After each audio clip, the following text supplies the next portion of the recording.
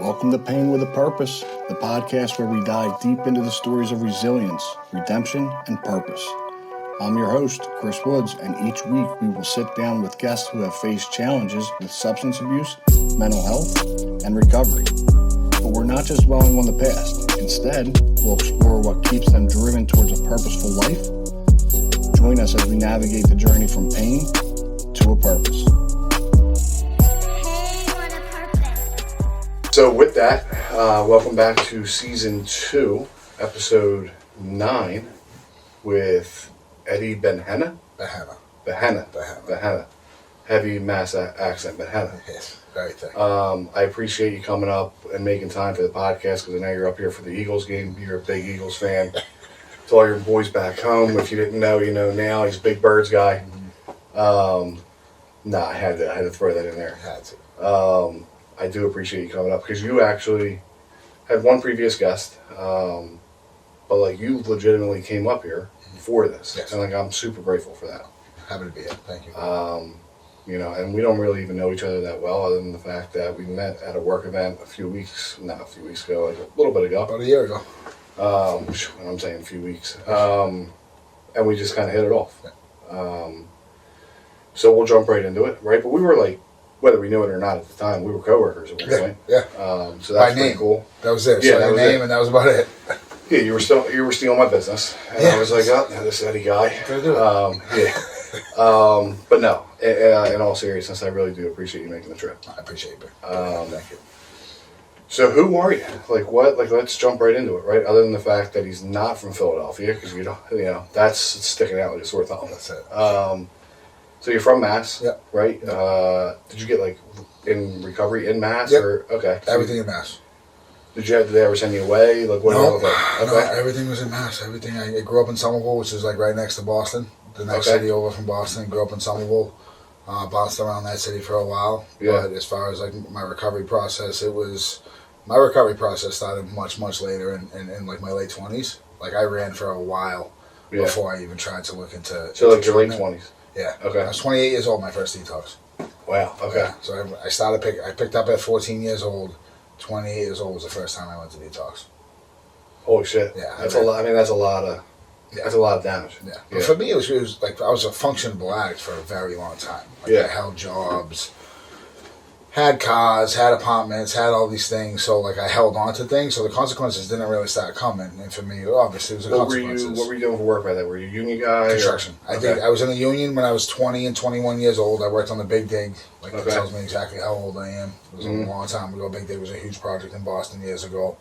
I worked on the dig for a couple years, and then I just jumped right back into construction. I did landscaping for about 13 years. I did excavation. I was a laborer for a roofer for a little while. I've done a little of everything as far as prior to treatment. Side note, is the roofing thing a big deal in Mass? Right? Yeah. So like, a lot of people get sober, right? Yeah. And then they start roofing companies. Like bundles. And they're doing great. Yes. Okay. Yeah. All right. Yep, you need it. I just didn't know, you know what I mean, if that was like something you guys see up there too. Yeah. Why didn't you start a roofing company? I was done roofing. I want to no part of that anymore. I was in great shape. Don't get me wrong. This was like when I first got clean. I was diced up, but I wanted no part of lugging bundles anymore. Brother, I like climbed the ladder 6 months ago, right? For like my buddy that has a roofing company. Shout out Pace Roofing, right? Like I did some media stuff for him, and I had like no fear going up, right? Until I like hit like the fifth step, and I was like, why am I so shaky right now? Like this isn't good. I don't remember it being like this. Like I've lost it, dude. Like everybody, the whole crew was like, "Yo, is he good, dude?" It's scary, bro. It's so scary. Because it wasn't like a 20-footer. Like I was going up, you know. Yeah. Yep. I was never afraid of heights. The last time I roofed, it was my old sponsor, Nugent Roofing. Unbelievable, does great work. I would get like extra days with him if I had some time off when I first started working in treatment. I was like, hey, I could use a couple extra bucks. Like, he's like, yeah, I could come in on a Saturday and we'll get it going. Yeah. I was like, all right. I got halfway up the ladder and my legs locked up. I cramped up so dude, I had to drop the bundle like 20 feet to it. I was stuck, bro. It was crazy. I'm like, I'm never doing this again. That was my last day. Bundles. I mean, shout out to those guys because they are killing it. Yeah. And they work their asses off. Like, I mean, and I know there's a lot that goes to it, right? Like either they're working their ass off or they're not. But like, regardless, like they grind. There's a lot. They bust. All right, so at what point, so you got, your first detox was late 20s. Yeah. Did you get sober right away? No. Okay. No. I wasn't like in and out. I was very much like I would come in. I remember the first detox, I was telling the story a few weeks ago. I went to the same detox every time. State run, no insurance, like DPH bed, free care bed. And I would call and they would have the bed for me and I would go. And this guy named Jim, and he looked like the Marlboro Man, he would do my intake every time, the few times that I went. And so I went twice, AMA both times. My MO was I had a check coming to me on Friday. Mm-hmm. So I would spend all my money Friday, Saturday. I would get into detox on a Sunday, and then my check would hit on Friday, and I would be out the door immediately. And I would always go far away from where I was too. Yeah. I would go like an hour and a half away, thinking like I'm not going to leave, and I left every time. So literally, you were spending all the money you had, going in, staying well, right? And then once the check would hit, you get right See you back. later. I mean, it's the shit we do. Yeah. Like to a normal person, they'd be like, that doesn't, but like that makes 100% sense. You know what I mean? It's like, hey, listen, no money out of my pocket, right? I'm getting 3 nights in a cot. I'm sleeping in somewhat of a reputable bed, and then I'm getting out. I got all my money. I'm not going to get I'll in do trouble. it again on Monday. Not going to get in trouble. Right? Keep myself out of trouble a little bit. Yeah. And then I would get out on Friday, and then the same thing. I would just run amok. Yeah. And it obviously lasted for a while in the beginning, and then obviously it got shorter and shorter. You know what I mean? Like the money ran out quicker and quicker. Yeah. And then 31 years old was when I got clean. Okay. So same spot. Same spot, but I actually stayed this time. It's funny how that works. What a novel idea. Yeah, right? Funny how that works, right? But I mean, it definitely says a lot about I got to go far, or I got to go here, or I got to go there, or I got to go to the nicest place. I can't get sober there, because we can get clean and sober anywhere. You know what I mean? There's people that didn't even have it as well as you and got sober. Around us, we had this thing called the Last Stop, okay, right? Which is in Kensington. The guy Eddie that used to run it. He would literally.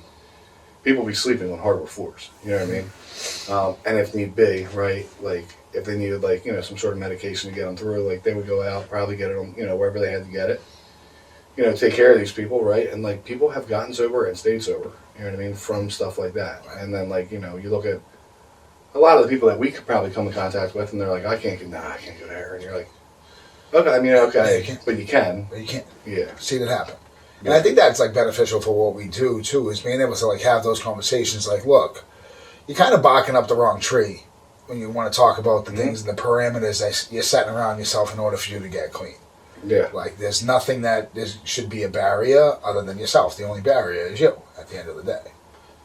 I mean, we could go on a whole nother tangent about how we almost kind of created this new landscape of entitlement, really, where it's the baseline now is the TV's on the wall and a full size bed, and so that's neither here nor there. But it's it's treatment today doesn't look a lot. The treatment modalities do, but the treatment doesn't really look the same aesthetically that it did even when I was getting sober 10 years ago, where it was it was one of the most reputable places, right, in the area, but it was not a very expensive place or anything like that. They actually took state funding as well, but it was a nice spot. But the mattress I was sleeping on was wrapped in plastic. It had been there for 30 years, right? There was no clocks in the room, nothing.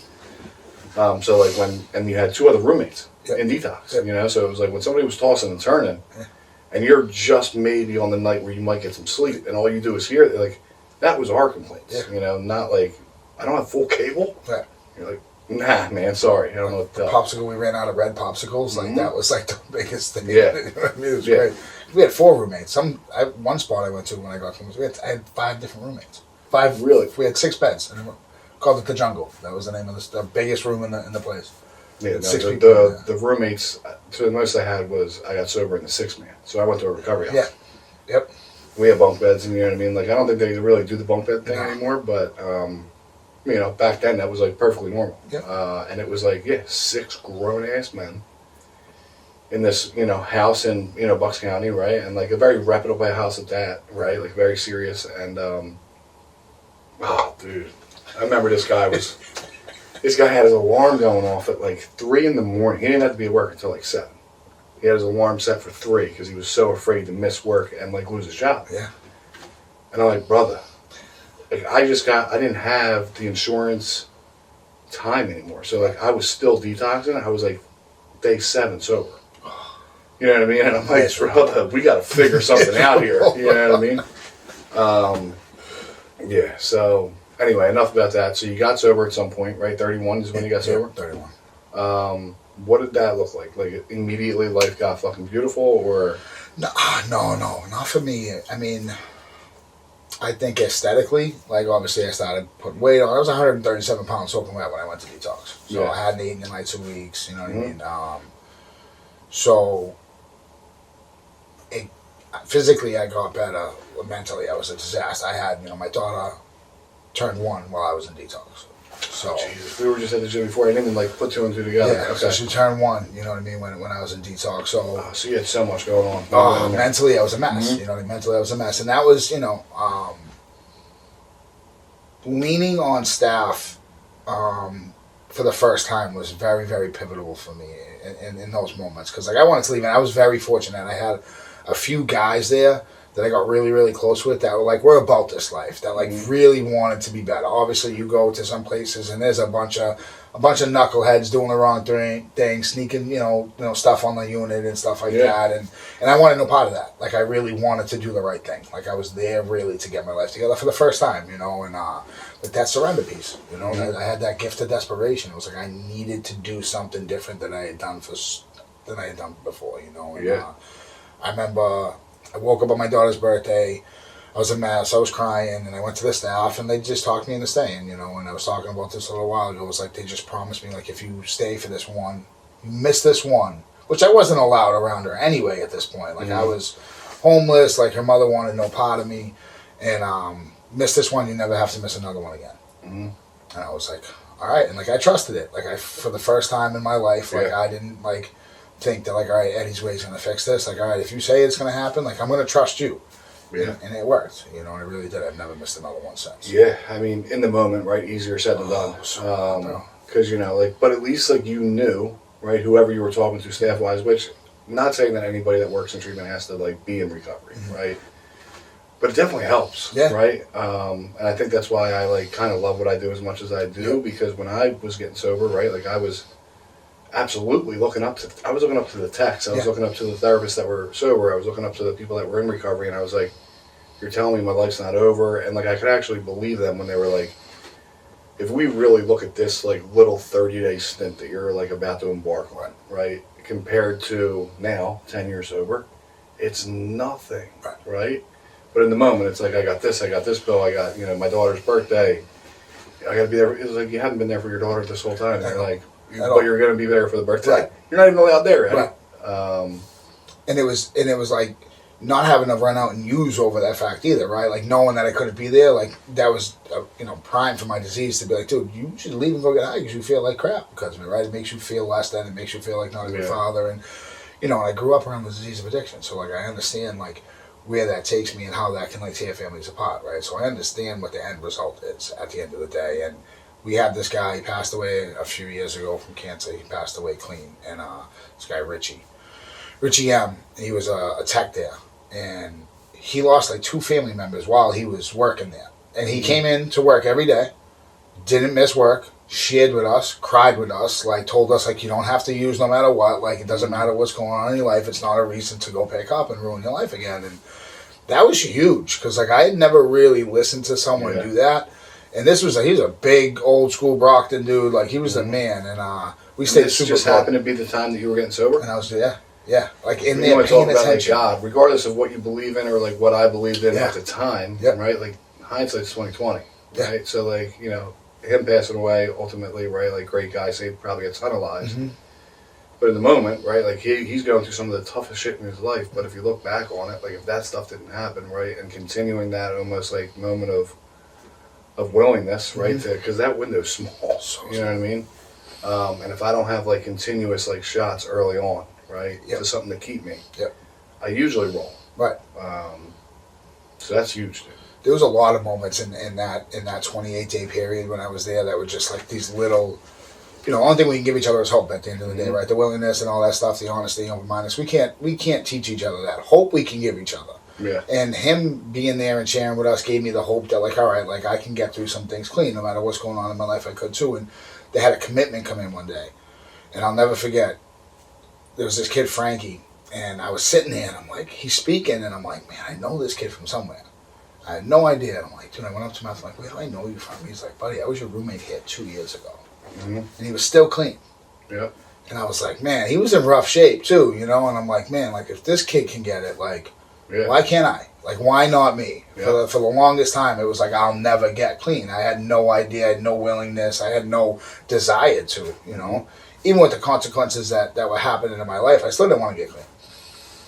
I remember sitting in whatever number of treatment center it was, like whatever time I was there, and I remember having like a very like vivid thought. And I didn't stay sober after this either, but it was like, it was clear. It was like one of the clearest thoughts I had in a long time. Where I was like, is this really this is my life? Like, I'm here and I want to get better right now, like here, right here, right now. But am I just going to keep doing this every 3 to 6 months, just going to treatment? The issue is that, and it's not like they weren't talking about it, I just wasn't hearing it. Right. It's like, I really didn't know what I suffered from. Right. I just was like, I just can't stop putting this stuff in my body. Yeah. And it was like people, places, and things, and I thought it was like only that, right? So I was like, all right, I need to fight every single day to not go around that person or this place, or look at a beer bottle or whatever it was, right? Or look at it like, a straw, so stuff like that. I had no clue what I suffered from, it's wild that I had that thought, and I still got high. Afterwards. Yeah. You remember that? Like, and I don't know, had you ever been in like treatment before? Like, because I know you went a number of times, or like you were stone cold set. I'm like, I'm done. Mm-hmm. Even if you were AMA. Yeah. And then, like, not even like 2 weeks later, you're getting high, and you're like, it was 2 seconds what later. happened to 2 that seconds thought? later. You know what I mean? Like, as soon as I got home, I was getting high. Yeah. I had no, outside of being in treatment or the short stint in jail that I did, zero clean time. Like, there was some substance in my system every single day. It didn't matter if I got out of detox and I was physically feeling okay. I was getting high as soon as I got out. There was just no stopping it. Because, like, for me, you talked about, that, like, didn't know what you suffered from. Like, recovery for me, in its simplest form, is a healing process. Like, I didn't know what I needed to heal from. Like saying, like, I thought it was the people, places, and things, get me away from this substance, and I can use this substance in safety. Like, I could, just mix and match, and it was going to work. Whichever formula I, like, concocted up was, like, it was going to work. Oh, what a wild thing. Oh, man. And I was Remember like, that. dude. I was like, I'm just going to get out. I'm just going to smoke tree. I'm just going to drink beer, and I'll be okay. So I can do that. And then what ends up happening is I go to the neighborhood bar, trying to flex on people that know that I'm an absolute, like, I'm a trash can user. Like, they know that I've been struggling for years. And now I'm just wasting my money trying to, like, buy them shots to try to get their approval. Yeah. At the end of the day, I'm still broke. I'm like, I should have just used. Yeah. Like, what am I doing? We still have that ego in us even when we're a mess. The ego's still there. And that's how deep it is. Yeah. Right? Is that, like, and I take that into sobriety, too. Mm-hmm. All right, so you got sober at 31. Wait, to backtrack a second. So in Mass, because I know it was like around here, right? Like, it was like a lot of opiates, a lot of, and I think it was a lot of opiates for everybody. Yeah. But yeah. If I understand correctly, it wasn't like Massachusetts, Boston, like it was like the Wild West, like when all that stuff happened, right? Like it's like almost like a mini Florida type deal. So I can only imagine what that looked like. Because I grew up right next to kind of where like a lot of that like craziness was happening, right? So they would just come over to Somerville and like unload everything, right? So it was so easy, It was right there, and it was so what happened for me is obviously I had the behaviors that come along with the disease ingrained in me, instilled in me, like at a young age. Like, I'm a big believer that I was an addict long before I ever put a substance in my system, right? It didn't matter what it was, like I did it above and beyond. Whether it was sports, whether it was baseball cards, whether it was candy, like you name it. I couldn't have $1 in my pocket. Like, we had penny candy stores when I was a kid. Mm-hmm. I couldn't go spend 50 cents out of my dollar. You just say penny candy stores. When were you born? The 70s? 81, buddy. 81. Wow. I'm old, bro. I'm old, man. How were the 80s? I mean, I had a good time. That just sounds crazy. I had a good time, buddy. I mean, you were young. I wasn't until 91. I had a lot of fun. I got to take my shots, man. We could do some, we could get into some different kind of trouble back then, It was different, a lot of mischief. So, all right, so I can't even imagine. So I was, when the opiate stuff was happening, right, I was actually kind of at the tail end. So I got sober in 14, but like, from 07 to 14, like, it was like, what? It was like, really bad for me, right? But I was so young that I didn't really even know the ins and outs of anything. Right. which was probably best for me because I would have died for sure. But like you, at the same time period, like you were you had to be in the mix. Middle of it. Yeah. Oh, the middle of it. It was like, I think, did one of the first ones that came like into the city. Yeah. It's crazy, because from 14 to when those came around in like 17, when I was like 17 years old, so I want to say it was like 98, 99-ish around there, because I graduated in 99. Throw another jab if you want, last class of the millennium. I was with a bang. I don't even know if I was 99. I was probably in kindergarten. Nice. Yeah. I was getting ready to pave the way for you. Yeah. So it was like, I walked into high school and like I swore like, I wanted no part of cigarettes. I wanted no part of drinking. I hated alcohol. Like, it wasn't my thing. Like, my dad used to give, like, obviously back in the day, back then, my father used to give, like, me and my sister a little plastic cup of beer. Which was harmless, yeah. And I would try it and spit it right out. I hated it, and freshman year of high school, I went to a Catholic high school. My father was like, you going to Stonewall High is not a good idea. All boys? No. Okay. No. And, you're going to get in trouble if you go to Stonewall High because, like, all your friends are there. And, I was a class clown up and leading to that point in elementary school, always finding ways to get in trouble. And, just like an attention-seeking missile. Like, I got positive attention because I got good grades. I was a good athlete. Pretty much made all-stars in every sport that I played. And, negative attention for being a class clown, getting into fights and getting kicked out of class all the time. And I get to that Catholic high school, and like they were like, "Do you want to come drinking with us?" And there was a cemetery in Arlington that was like, so I went to high school in Cambridge, Mass. So you have Somerville's right there. My house was like eight houses from the high school. Okay. The Cambridge line was right there, and if you just backtracked about 2 blocks, you're in Arlington, Mass. Right. Okay. So it's right there in this little triangle. Which was good and bad at the same time. Good and bad, because you got a lot of different kids from a lot of different cities coming, towns and coming to that school, and they were like, "Do you want to come drinking?" I was like, "I love drinking." You know what I mean? I hated it. I was like, "Sure." So I walked into that cemetery at 14 years old, and I said, "It's like I didn't come out until I was 31." It's like that one drink that I had there just sent me on a vicious run, and it escalated quick as far as the joints came right away, and then drug after drug after drug, and I had an accident going into senior year. I was running from the cops, and I hit a park bench at like midnight. Couldn't see it. Running. Oh shit! Okay. I was running. I hit a park bench, and I had a piece of rebar hanging off it, and it went through my face. So I had a big scar on my face. So I had like 280 stitches in my face, like 4 layers deep. So at 17 years old, this doctor thought it was a great idea to be like, "Hey." Did he know better back then? Like, that's the thing. No, right? They didn't. It wasn't tracked. It wasn't I do looked believe at. that nobody, maybe like the higher ups, I don't know, right? I don't above my pay grade, but I don't think the doctors, honestly, on the front end, like wanted to hurt anybody.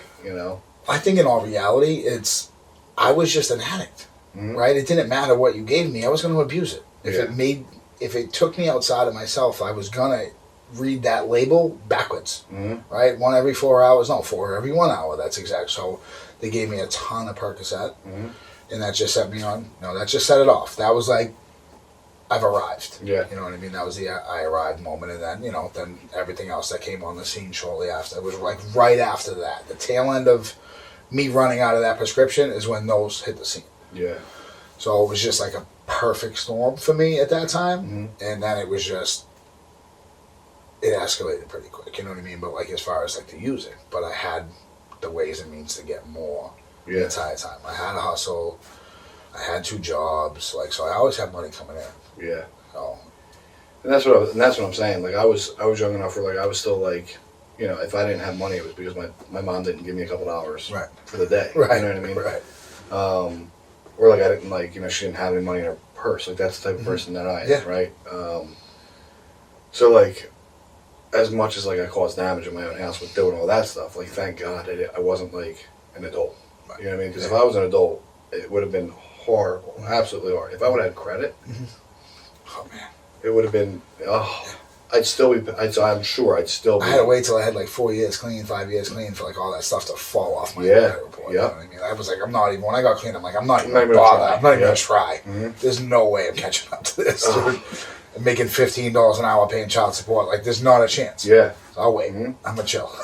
Yeah. But listen, listen. Everything might have probably happened exactly how it was supposed to, right? Always does. Like probably appreciated everything a little bit more, right? Because of like how minimalistic you were living in like early sobriety. Yeah. I remember like sitting in like literally standstill traffic on like 95 going back up to my recovery house after I had just left my grandparents' house really. That my mom still was living at, and that's like my childhood home. And it was like 90 some degrees, no AC in my Buick Century.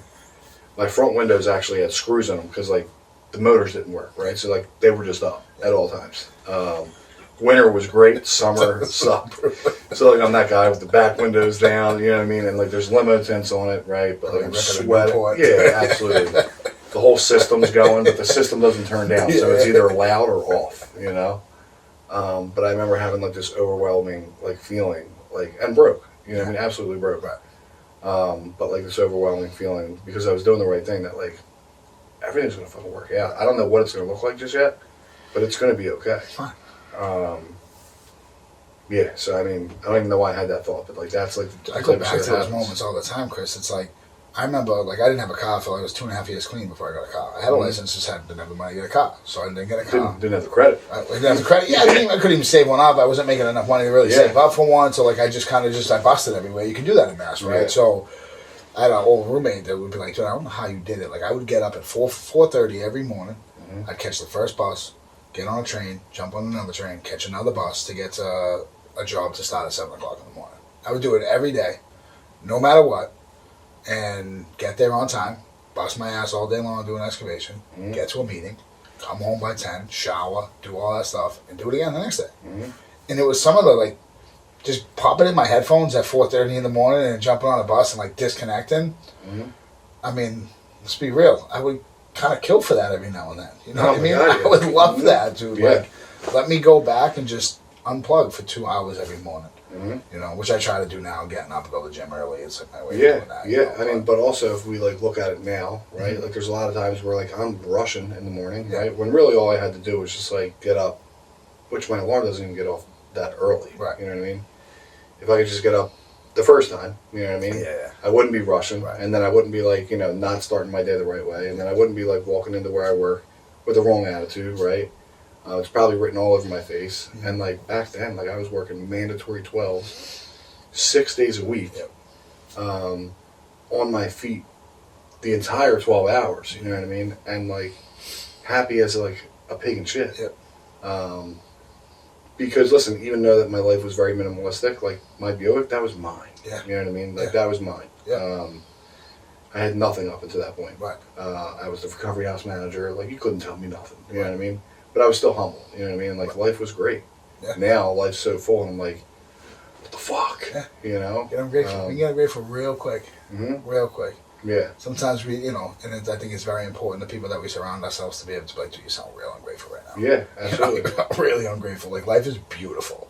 What do I have to complain about? Yeah. Nothing. Nothing. But depending on where I am spiritually, I'll feel, you know, I'll complain about everything. You know what I mean? And I think that the beauty of, you know, for me is like I was, you know, so gun-ho in the early stages of recovery about like being immersed in the middle of this that it gives me the awareness to be very aware of like, dude, you need to chill out, bro. You know what I mean? Like you need to like be able to like go back, do a gratitude list, like do whatever you need to do to kind of just like center yourself. It's really interesting, right? And like we're getting off topic, we're getting away from your story, but I'll say this, I swear we'll circle it back to Boston. But I remember like earlier this week, right? Because today's Friday. Like Monday, I was talking to my wife, and I was like, "This week's smoked. It absolutely smoked. Like I'm gonna be, you know what I mean?" She was like, "Well, what do you got?" I was like, "Thursday, I gotta shoot 2 episodes. Friday, I got another episode." Like that's how selfish we are, right? Like you didn't just drive 5 hours to come down here. 7.5. 7.5. You know what I mean? Like the other 2 didn't like literally get on a flight to come up here. With like no money exchange, like just literally out of like the, you know what I mean, like we have a story to tell, right? Like we have like, you know, an immense amount of pain that we went through. More importantly, like there's a whole lot of purpose that we can shed light on. But I'm over here like, yes, we should suck. You know, like who the fuck am I, dude? All right, so I digress. You got sober at 31. You were taking fucking all the public transportation to get to work. At what point? How many years you have now? Just celebrated 12 in September. You're that old, dude? Yeah, buddy. I'm 43, bro. Holy shit. Yeah, man. I should not edit it. I should like keep it like 100% because like you're gonna look like a kid if I edit this thing. I mean, I already do look like a kid. I'm not bad for those real drugs preserved me back in the day, buddy. I never would have put you at 43. Nobody does. I get carded for scratch tickets. That's pretty crazy, dude. Good for you. I love it. Holy shit. Okay, so you're 43. At what point did you, like kind of segue into like working into like the substance abuse, mental health field? Walk me through that because in 12 years, right, like a lot has changed. Yeah. Yeah, so like what did that look like? So in 2016, I was living with a really good friend of mine. He was the one that like I was living in sober living prior, and he had a room open up in his house, and he was like, "Hey, you want to come live with me?" I said, "Sure." So I went and lived with him, and right when I moved in with him and a few buddies were in the process of starting some sober living. Mm-hmm. So they started some sober living. They opened up a men's house, a women's house, and then they were talking. It just kind of like snowballed into a treatment center in New Hampshire. So they ended up opening up a treatment center in New Hampshire. So about 8 months or so after they opened it up, I was lugging bundles for that, doing the roofing, and I come home one day and I was just white. I don't know if they call that around here in Philly, dude. So he ain't talking about dope. He's talking about roofing. Yeah. Not those that. We call them bundles back on those. Yeah, I don't know. Maybe they do. I'm not a roofer, but every time you say it, I'm like, oh shit, he's talking about roofing. What kind of bundles we talking about? Yeah. But so he was like, dude, I came home one day. It was summertime. It was like June. It was hot as hell. It was covered in dirt, you know what I mean? Like, I never complained. I just showed up for work every day. But, I came home and I was beat. It was just one of them days where I was just exhausted. And he called. He was like, you done roofing? You gonna come work for me? And, like, all I ever heard was, like, obviously, like, I made decent money roofing. I needed to make X amount to provide for my daughter. And, at the time, I had my daughter back in my life at this point, obviously. And, and then I was like, well, I need to make... He's like, what do you need to survive? And I was like, all right, this is what I need. He's like, I'll guarantee you, 48 hours. You'll get 8 hours overtime a week and come and be a tech. So I started off as a behavioral tech and just kind of escalated from there. So that's July 6, 2016. My son's birthday is July 6th also. So it was July 6th. It's really interesting, and I brought it up the other day with somebody that I was doing an episode with, and it's like the people that seem to last, right? The people that seem to have like really good morals and really good ethics, right? And like in this space, if you will, all started as like we worked our way up, right? Like I didn't just like one day kind of just like come in and be like, I'm going to be a salesman, right? You know what I mean? I'm going to, because essentially like, there's no bones about it. Like, I'm in sales, right? Like it is my job to speak well about the company that I work for, the whole nine.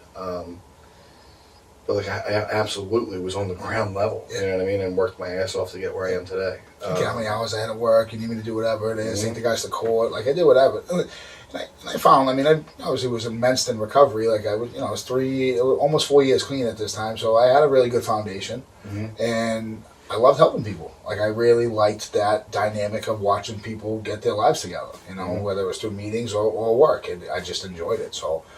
Really found a passion for that, It was something that that was something I really lacked for a while. I didn't know what my passion was. I didn't know what my why was. I didn't know all these things that I wanted to do. I just showed up and went to work every day and to cover the bills, and I was completely content with that for a while. It's a really interesting thing, not just like because we're, on this whole paying with a purpose, but like really just like how many people do you think just in the world that are not like us or maybe like us that just that's what life looks like, right? They just show up, they do their thing, they clock in, they clock out. No real like rhyme or reason to why they're doing it. Really, it's just like paying the bills. Yep. Like how fortunate are we that we? Don't get me wrong, I complain about it, but like we get to do something we love every single day. Turn our passion into a purpose. Yeah, literally. Absolutely. Yeah, I couldn't imagine doing anything else. As much as I always say, like, I don't know if I can do this anymore. But like, I can't imagine what else I would, I'd because the good times are like second to none. The best. The bad times are probably darker than normal for other people, but there's no better game in town. And I think the dark moments come from the expectations that I set on myself. At the end of the day, it's like I just expect the most out of me, so when things aren't going the way that I want them to, I feel a little defeated, But in all reality, if you ask around, it's like, all right, chill out, bro. Like, Yeah. relax. Everything's gonna be fine. Like, you gotta, ebbs and flows when it comes to this. Yeah, we got like newer people on the team too, and they, they'll call and be like, "Should I be?" I'm like, "No, you have nothing. You're fine. Chill. Absolutely fine." Good, yeah. I mean, I wish that like whoever you're concerned about could hear how much you're concerned about. Like, Right. you're okay. Right. Because it means you care. You know what I mean? Yeah. It means, you yeah. care and you want to do well, and Mm-hmm. starting as a tech, going to case management, doing admissions, doing running insurance, doing PAs, running groups, doing group. You do it all. So I never did admissions. Okay. Fun fact: I probably shouldn't even say this on a public forum because I'm kind of like telling myself I still to this day don't know how to like read. Like a VOB needs to be broken down to me. Really? Yeah. Okay. Yeah. So my buddy Wes, right, who I was just talking about, like if it comes back, right, and I'm like, okay, this should be fine. And then like I read it, like I misread it or whatever it is, and he's like, no, man, it's really this. And I'm like, no, walk me through. Like I don't understand that. And he's like, A plus B plus C plus like E, which is the year, and I'm like, oh, okay. I'm like, but what can we? It doesn't matter. I can't read them. So yeah, I probably should have like taken that step and gotten there. Yeah. Because like a lot of people that are really good at what we do have like spent time in admissions, but We had to do it. We did. I mean, it was a small mom and pop outpatient that I started at. so you guys are doing everything. Everything. Yeah. A lot of hats, which I loved. It taught me everything. So we were doing, even as doing outreach, you were doing your own pickups, your own PAs, like you were doing it all. You know what I mean? Furthermore, you probably saw how much like you guys were doing. There's no other way to put it, right? Like favors for people in the sense of like free care. Yeah. Yep. And I feel like a lot of times we get like a lot of, and I say we, and I'm just saying like people that work in our space in general, like a lot of backlash. Like if you guys really care, you would treat everybody. It's like If you only knew. You only knew how only much knew. we actually, like we help so many people that don't have the resources to get the help they deserve. The truth of the matter is that like everybody deserves it, right? But it's not like a my work problem or your work problem. It's a healthcare problem. So whatever, we digress again. But Well, especially coming from me though, like coming from a guy like me who didn't have insurance. yeah, So it's very difficult for me. Like if I have the ability to speak up and be like, we should give this guy a shot. You know what I mean? Like we're gonna give that guy a shot because I was given that shot and and it worked out. Yeah, I mean, how many times, you know what I mean? Because, like, that's the thing, too. Like, the other side of that is, like, well, Eddie's been with us 4 times, you know what I mean? Like, but, like, well, who are we to say, I'm not God, right? Like, I'm not God. Like, what if this is the time where, there's so many scenarios like that. 100%. See it all the time.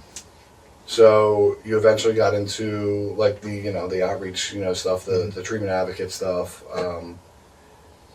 And then we were coworkers at one point, right? But like, how long ago? Where was that in your journey, right? Because a lot's changed since I knew the name when we met, and I was like, wait, hold on. But then like, what's changed since then? So that was about 2021. I think is when I switched out. I left that place in New Hampshire and I went over to where me and you worked together. Yeah. Wait, when it was in New Hampshire, you were still in Mass? Yeah. So how far is New Hampshire from you? From where From we where were. you were living in Mass? I lived in New Hampshire. Oh, okay. I lived in New Hampshire, so I moved. So I was living in where I told you I was living with my roommate. Yeah. That pulled me out off the roof and started working for him. So I stayed in that apartment for a while. In November of 2016, I found my best friend passed away, dead from an overdose in our apartment. So I moved to New Hampshire after that. And just couldn't live in that apartment anymore. I wouldn't know how to be in there. And so I moved to New Hampshire after that. I actually moved back into sober living. I talk about this all the time. Like I didn't have money saved. I was terrible with money. You know what I mean? I didn't have any experience with managing money. So even when I started making decent money, I didn't know how to manage it. Right? It took me a very long time to get better at managing money. It was something I struggled with immensely in recovery. And so I moved into sober living. I had my son on the way. My son's 7 now. So I just found out I was having him.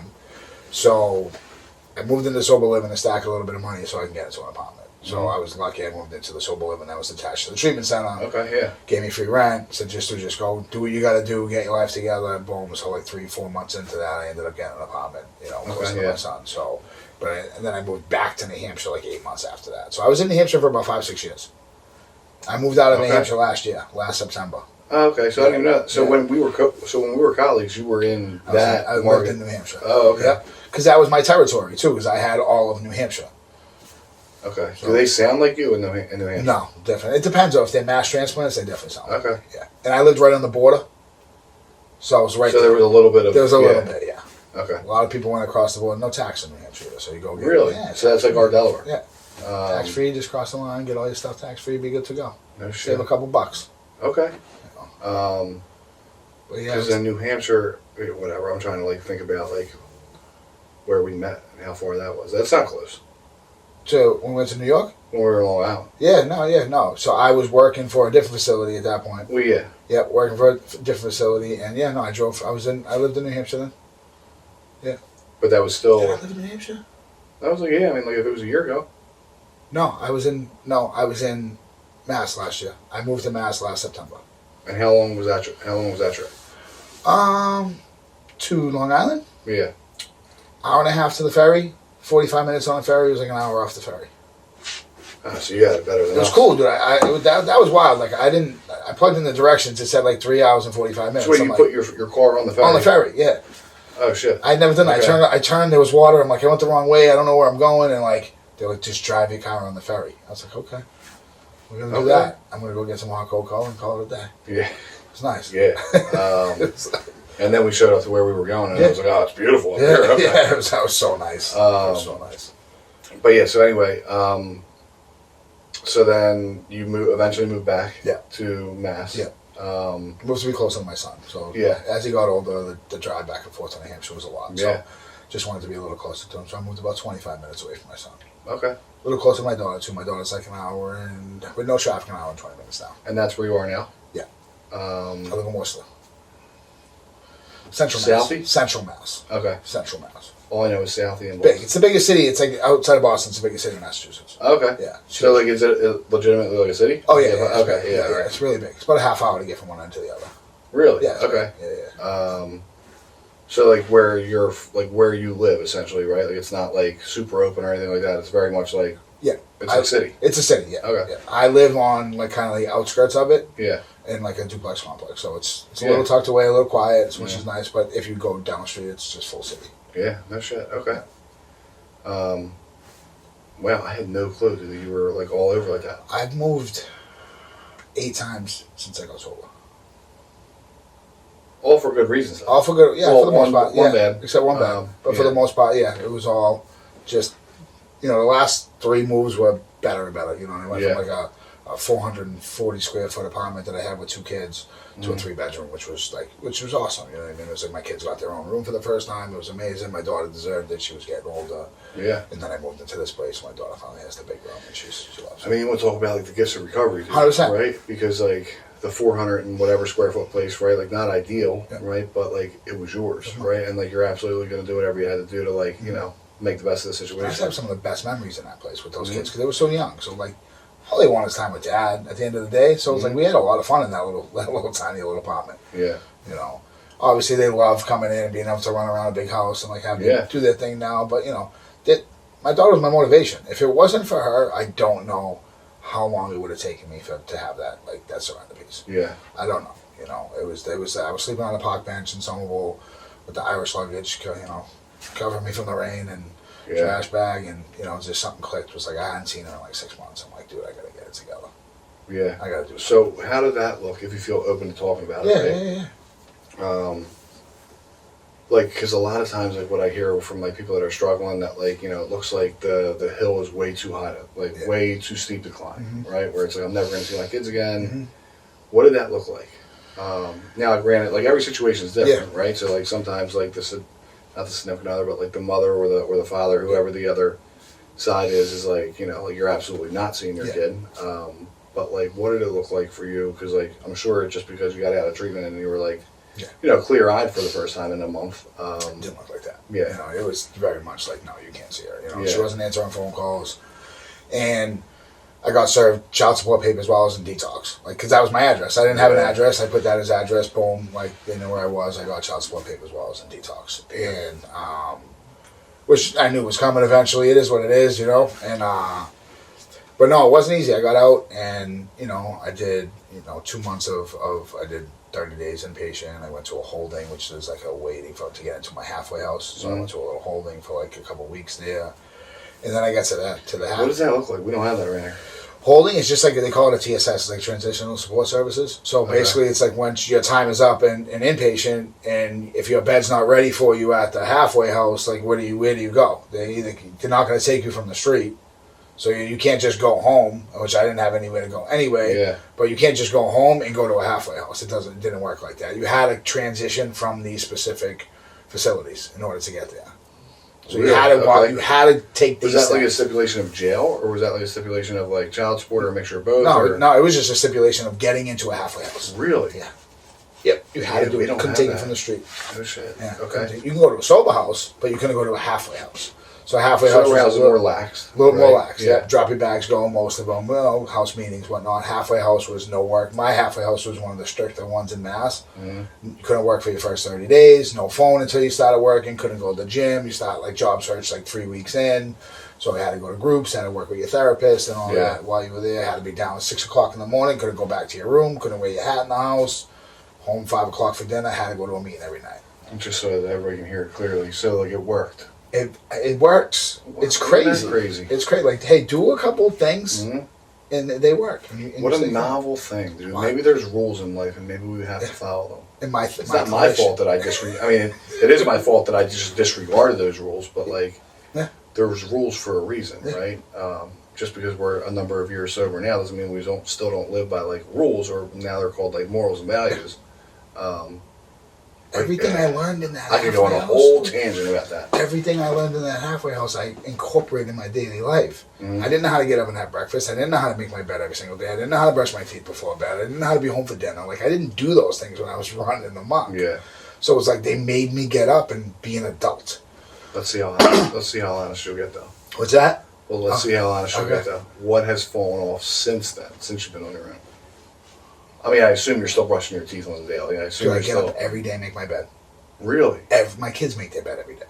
Good for you. So okay. The Admiral speech at McRaven, I watched that stuff. I watched that religiously. My kids watch that. Okay. There's something about the made bed every single day. It's the first thing I do before I even go to the bathroom. I wake up, make the bed. Okay. So I don't get back in it either. Right. It stops me from getting, once it's made, I'm not getting in it until nighttime. Okay. So I get up, I still make my bed, I still have my breakfast, I have my coffee, I have a routine. I'm an animal when it comes to routine.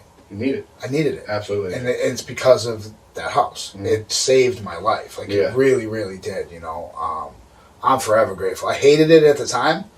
I got this little 5'0" guy kicking my bed, get up, you know what I mean? Like, I know where to go, buddy. Like, can I sleep until 6:30? No, get up. Mm-hmm. But I get up at like 4:30 every day now. I'm an early bird, dude. For what? I'm an early bird. Why gotta get up? Early bird? It is night. That is nighttime. So, for me... That's nighttime. I like getting up before the phone goes crazy. And having... I can understand having a little bit of time. So I go to the gym very early. I get my workout in. I do what I gotta do when I don't have the kids. I get up. I go do that. Even when I have the kids, I drop them off at 7 o'clock. I try and get to the gym for an hour before I have to go to work. Okay. I like mornings very, very much. 4:30. That's aggressive, dude. Get up, have my coffee. Now you're used to it. I like to rush. I don't like to wake up and feel like I'm being rushed. I want to get up. I want to have my coffee. I want to drink my protein shake. I want to do the things I need to do. So what time are you usually going down at night? 10 o'clock, 10:30, 11 o'clock. I only need like 4 or 5 hours sleep. I'm good on that all day. If I get more than that, I wake up tired. Well, and you're probably also exhausted by that time anyway. So you're just like, once you get the pillow. Once I know my kid's out cold, once he's asleep, I'm gonna go chill. 9 o'clock, I usually start to wind down. At 10:30, I usually shut. Yeah, I don't know how I got into like the whole, I guess, really habit of it, right? But like I'm the opposite. So like my time is like when the kids go down. Yeah. That's when like I'm like, you know what I mean? I used to be like that for. But now I stay up super late. Yeah. You know what I mean? And I don't like that either. Yeah. Because then now the morning, I pay for the price. Yeah. Right. Yep. And I'm really starting to get going like midway through my day. Right. Yeah. So I don't even know where we were at with that. You got me so sidetracked with the 4:30. My daughter, get my daughter back. Yeah. It was tough. The first year was really, my first year clean wasn't like puppies and rainbows, the clouds didn't part, the sun didn't shine down on me. It's not how it works for me. It was a lot of pain, a lot of wreckage of the past, and a lot of self-acceptance, which was like the hardest part for me. Yeah. I was very, very good at playing the victim, very good at pointing the finger at everybody else. Like, you know, I was the common denominator in every one of my problems at the end of the day. And like, once I realized that, I think that's when the growth really started, like the internal growth, right? So there was a pivotal moment of, I got to that halfway house. My daughter's mother answered the phone for the first time. And I was like, hey, it's me. I'm ready to be a dad. And she was like, no, you're not. Like, I want you nowhere around this girl. And like, and I proceeded to call her pretty much like every name under the sun, you know. I always say it was a woman who put clothes on my daughter's back, food in her stomach, a roof over her head when I was incapable of doing that. And she had a boyfriend, like he was taking care of my daughter. She was basically calling him daddy. And like, I created all that, you know, and like, I called her every name under the sun, and for the first time in my life, I felt bad for it. And like the old Eddie wouldn't have felt bad for like saying anything, you know, mean to anyone or hurting anybody because he was hurt, you know, and hurt people at the end of the day. And I felt really bad about it. And that's when like I was like, you know what, like it's time to like shut up and really start letting the actions doing the talking. Yeah. And I stopped saying like, this is what I'm doing, I'm going here. None of that came out of my mouth. It was like, I'm just going to go do it. And when presented the opportunity to show her, like to change that the program created in me, she'll see it when she's ready to, right? Because like, just like I have my own process in the recovery process, the people that I hurt have their process in it as well. Yeah. And that's the part of like really being able to differentiate like the selfishness and all that and becoming selfless. So like, I needed to take a step back and look at myself and start worrying about everything else. Like, very fortunate to have a lot of really strong men in my life at that time, and I gravitated towards guys that had been through everything I was about to go through. And I said, how do you do it? You know, and I had guys literally like grab me by the hand and take me into court. You know, my clinician in the halfway house was like, you need to go file for visitation. I said, I'm going to wait till I complete the house. She said, no, you're not. You're going to call your job, you're going to tell them you're not coming in tomorrow. I was like, I can't do that, I need the money. She's like, I don't care. You're going to tell them you're not coming in, you're going to go file for visitation. I was like, all right. She basically was like threatening me with restrictions, you know, and I was like, all right, like, okay, I'll do it. So I did, and, you know, I had like a sponsor at the time, and he literally met me at the courthouse, was like, hey, I'm going to take you through, this is the papers that you file, this is what's going on, you know, this is how you do it. And it started that process, and it wasn't just like we go to court and we made amends and like, boom, you can see your daughter. It was, she didn't show up for court. I got unsupervised visitation because she wasn't there. And I showed up for 6 weeks and we're getting the door slammed in my face every single day, being like, nah, you still can't. So I ended up having to hit this woman who never did anything wrong to me with a contempt charge. The only way I could get her to go to court to talk to me and have a conversation with me is if I hit her with a contempt charge. And that was hard. Like, I didn't want to do that to her. And because of... Yeah, 'cause, I mean, even at that point, right, like, even though you had been sober for a little bit, right? I had like 6 months. It was still kind of justified. Yeah. You know, and she was, and at the end of the day, I understand, like, she was protecting my daughter. Yeah. You know, like, in and out, she didn't want that. You know what I mean? She wanted me to be present. And we went to court, and I sat across from her, and for the first time, I remember, like, looking at her eyes, and, like, God's will, right? The third step is such a big part of what I do. And, you know, I went in there with this, like, mentality of like, this is what I got in court, this is what I deserve, this is what I'm leaving with, and nothing less than that, right? And I could see the look in her face, like scared to death, like pain. She was like, I tortured this woman, like I ruined her life in so many different ways. And I was like, whatever you need me to do, I'll do, you know. And she was like, can you just do it this way? Like, she had a lawyer, and it was funny, her lawyer like pulled out my record, and she was like, you know, as you can see, I have your record here. I was like, as you can see, I've probably been in front of more judges than you have. So I'm not afraid to go in front of a judge, lady, you know what I mean? And, but I was like, whatever you need me to do, I'll do. She's like, in like 8 weeks, I want to see you with her, and then we'll go from there. I said, okay. And like, the first couple weeks was so painful, Chris, like where that little girl had no idea who I was. Yeah. You know, so like she would get to the sober house. I was in a sober house at this point when all this happened. I was like just gotten a year clean. And I remember like her walking up and like she just, the look on her face, she had no idea who I was. And I'll never forget that. Like that crushed me, you know. And how old was she then? She had just turned 1. I mean, just turned 2. Yeah. just about to turn 2. That's so, you know? I mean, that's... So it was painful, man. It was like, damn, you know, like I gotta stay on the course because I don't want to ever. I don't want to feel that of seeing that look on that little girl's face, like who's this guy, and she would leave her with me, you know, and my daughter would just cry, you know, and just cry. I mean, imagine how her mom felt, right? You know, yep. That's really deep stuff, right? Like if anybody's listening, they might not really realize like what we're talking about, but like as like I'm fully engaged in all this, like that's like some really like it's fucked up stuff. You know what I mean?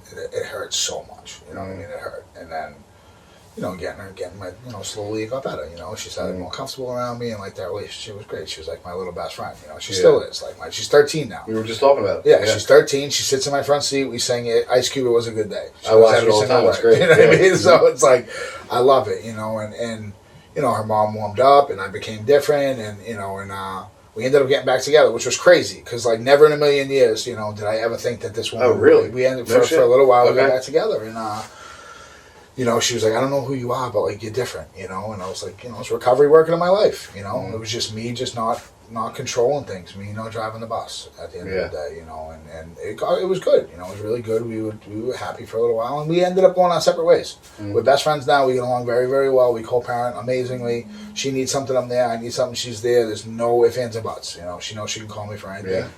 Yeah. But that first year was tough, man. It was really, really tough. Yeah.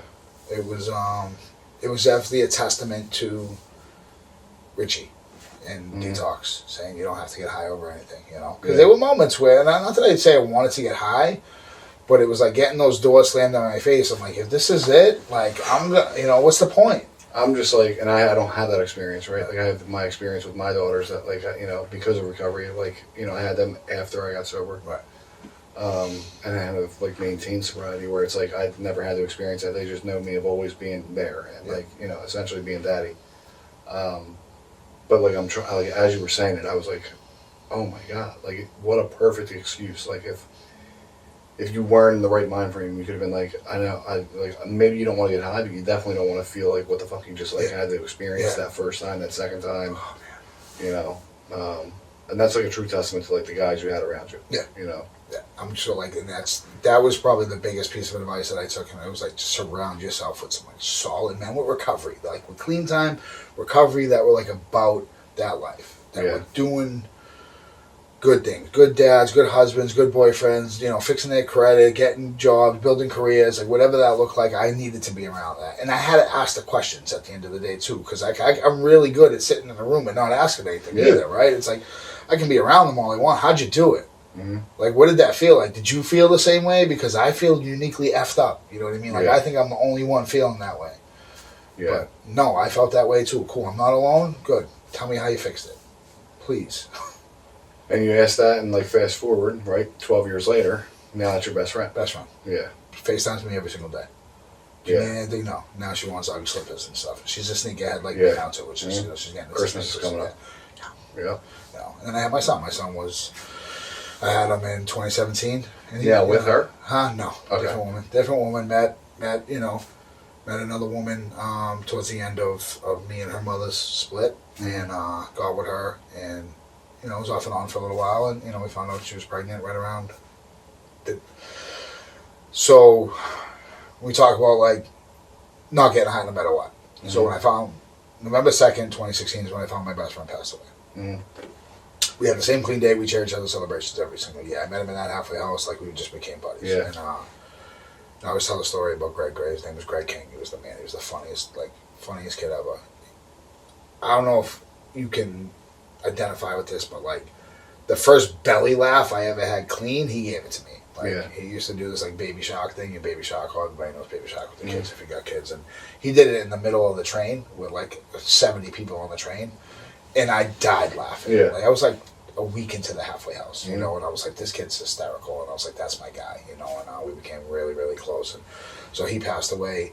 2 weeks after he passed away, and another one of my friends passed away. 3 days after that, my grandmother passed away. And the day my grandmother passed away, I found out I was having my son. And me and that woman were no longer together. Yeah. You know, so it was rough, man. It was like in a 3 week span. And then I moved out of that apartment a week later, and that was the first place I had ever called home. Yeah. You know, and that I really felt like was like home, my home, you know. And So within a month, it was just like, my life was like a snow globe, and someone just shook it up and just dumped it on the top, you know, at the end of the day. And but I didn't get high. You know what I mean? I didn't get high.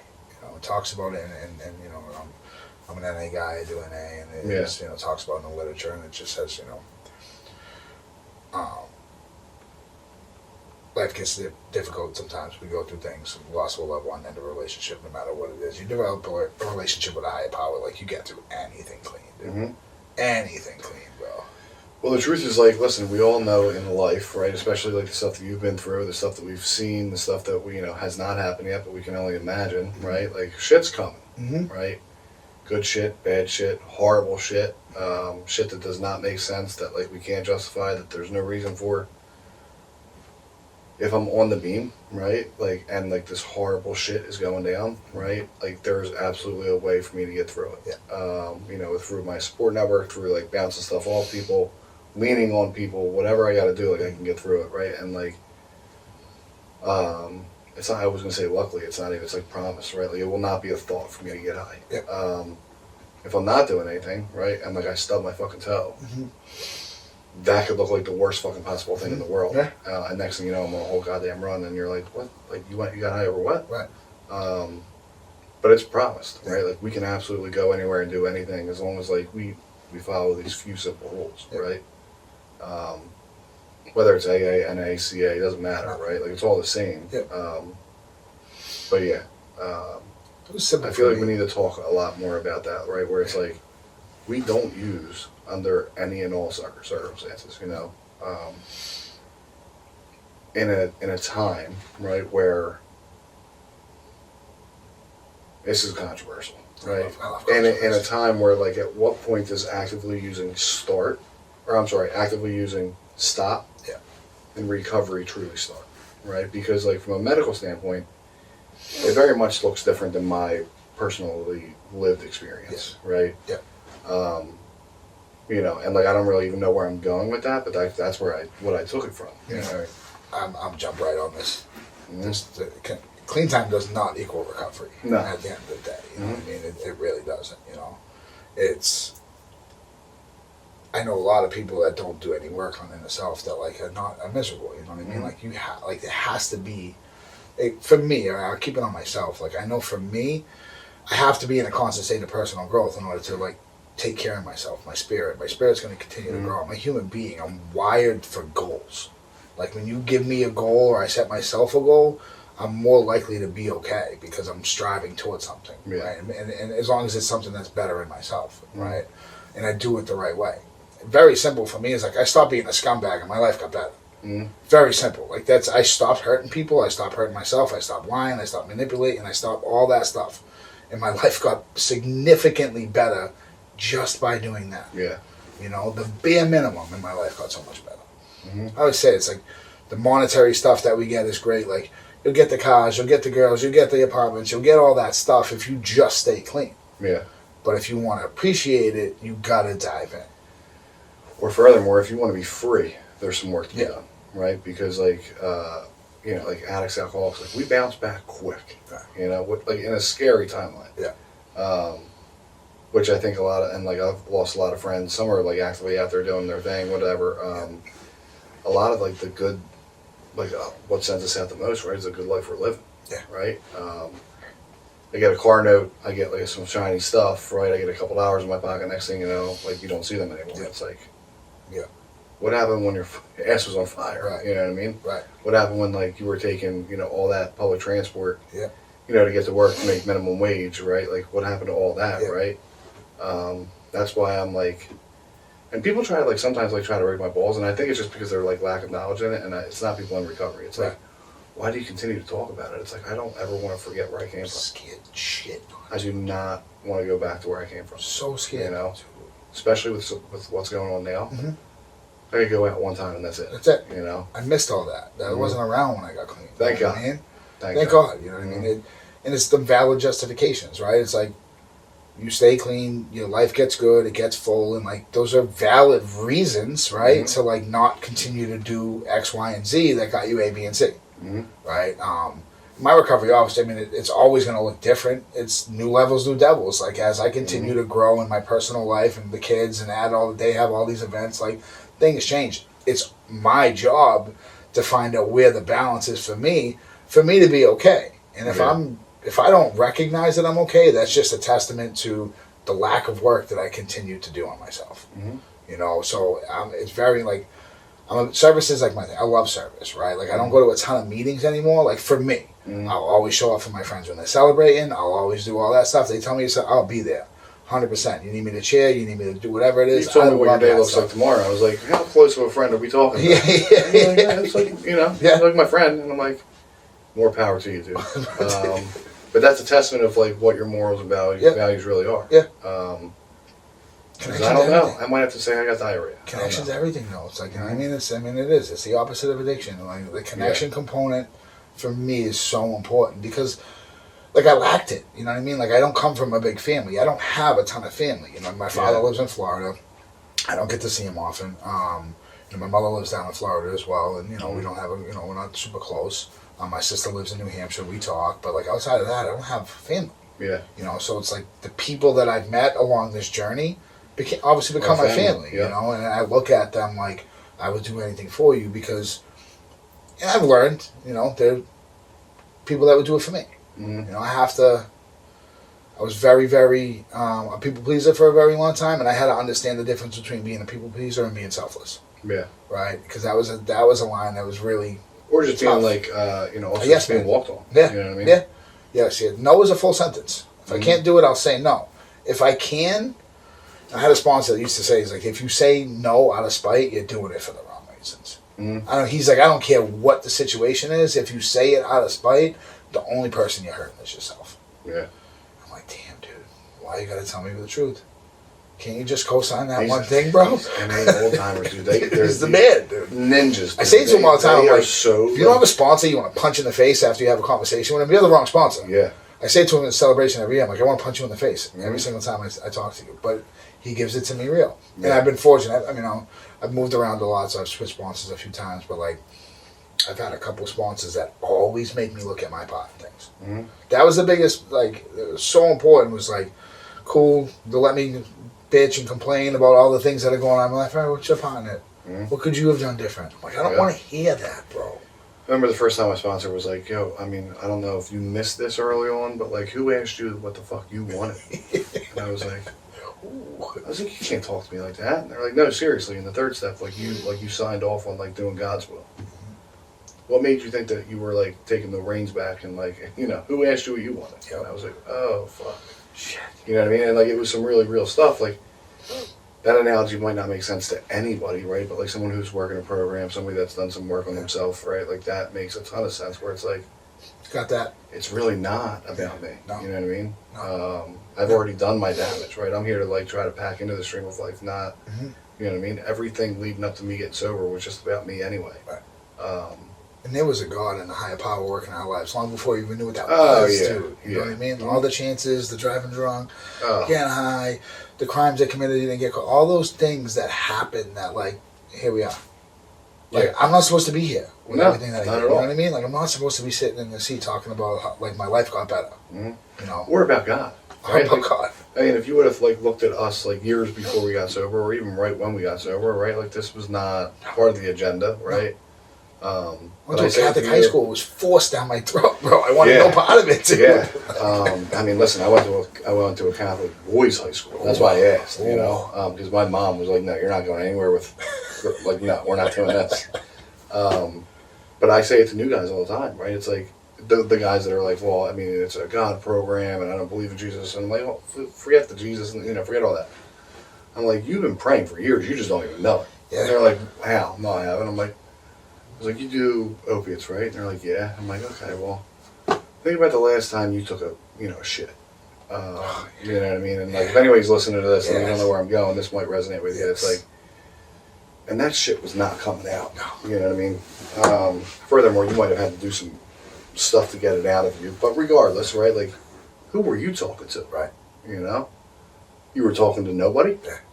You know? Because I remember vividly being like, God, just let me get through this one right here. and I'll never do this again, right?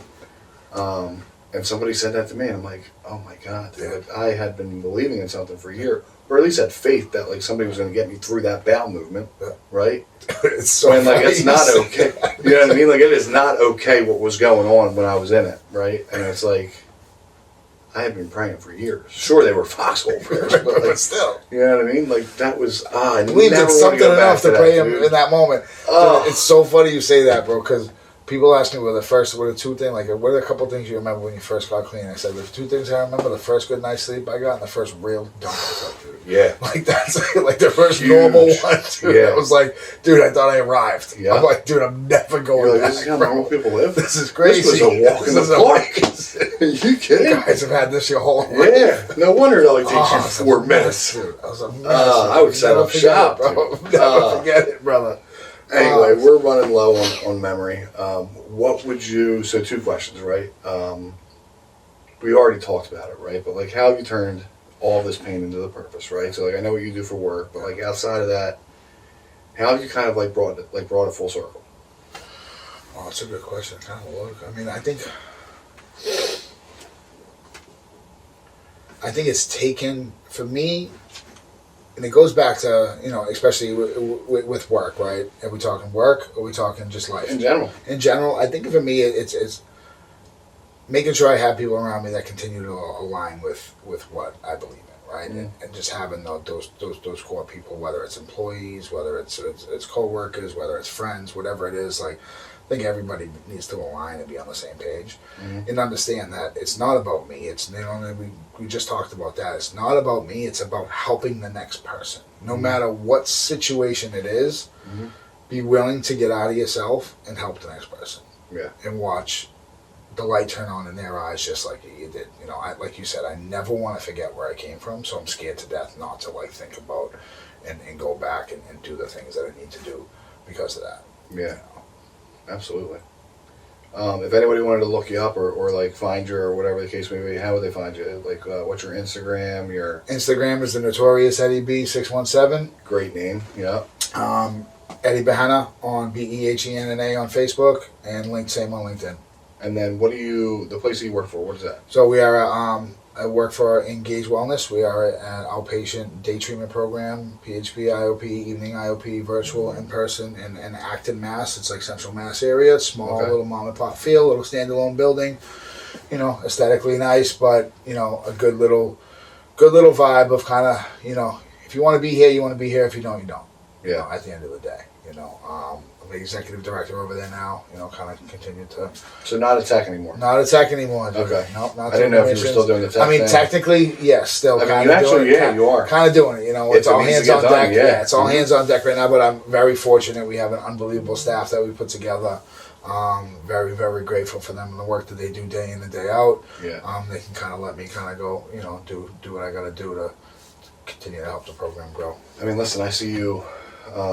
Like on Instagram and Facebook all the time, right? Like you're always doing something for them, you know what I mean? So it's like you're everywhere, which is not like, I mean, like that's a lot, It's a lot of drive and it's a lot of, people only usually see the good stuff, right? But like, very rarely do they actually take into account like the countless hours in the car, right? The wear and tear on the car, the setup time, the breakdown time, might not be having the best of days, right? And still, like, showing up and being the face of something that you stand by. So, I mean, I appreciate what you do for the company, or, not even the company, but just, like, the community, right? Because it's, like, I wouldn't have you out just because, like, you work in a similar role, right? I definitely believe in, like, what you stand for and stuff like that. And, like, I knew that the first day I met you. Other than, like, I couldn't understand you. Because I was like, what the fuck? How do you think I feel when I go to all these places? Yeah, I can only imagine. Well, listen, one thing's true. Nobody can understand. No matter where you go, nobody's understanding you unless you're home. Yeah. For me, it's like, they were like, you say what? I'm like, I said water. I'm like H2O.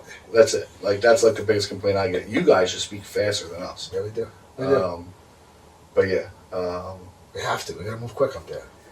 Yeah. Got it, bro. But no, I definitely appreciate you again. Appreciate it. Well done, I forgot to do my YouTube thing. Paint with a Purpose, follow us, subscribe, the whole night. I got to do a B-roll thing and just like have it pre-recorded. Yeah. Leave us a comment, whatever. Appreciate the support. I'm not going to stop doing this, whether I say it or not, so it doesn't matter. But yeah, we're going to go out after this. We're going to get cigars, right? And A couple stogies. shout out. Whose birthday is it?